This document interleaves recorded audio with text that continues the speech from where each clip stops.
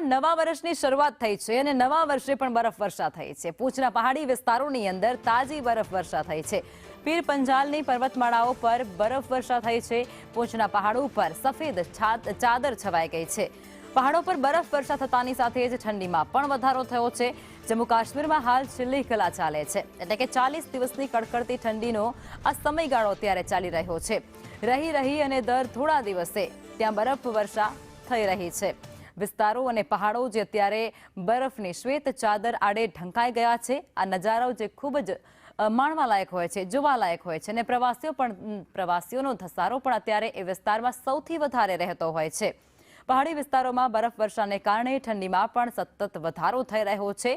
થોડા દિવસોના અંતરે ત્યાં બરફવર્ષા થઈ રહી છે।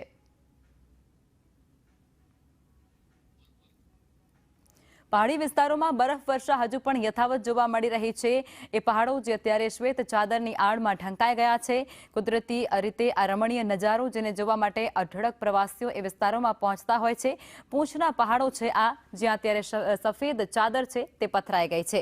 પહાડી વિસ્તારોમાં થોડા અંશા દિવસો પર બરફવર્ષા થઈ રહી છે। બરફવર્ષાને કારણે ત્યાં ઠંડીનો ચમકારો પણ વધી રહ્યો છે અને તેને લઈ સ્થાનિકો ક્યાંક ચિંતામાં મુકાઈ રહ્યા છે।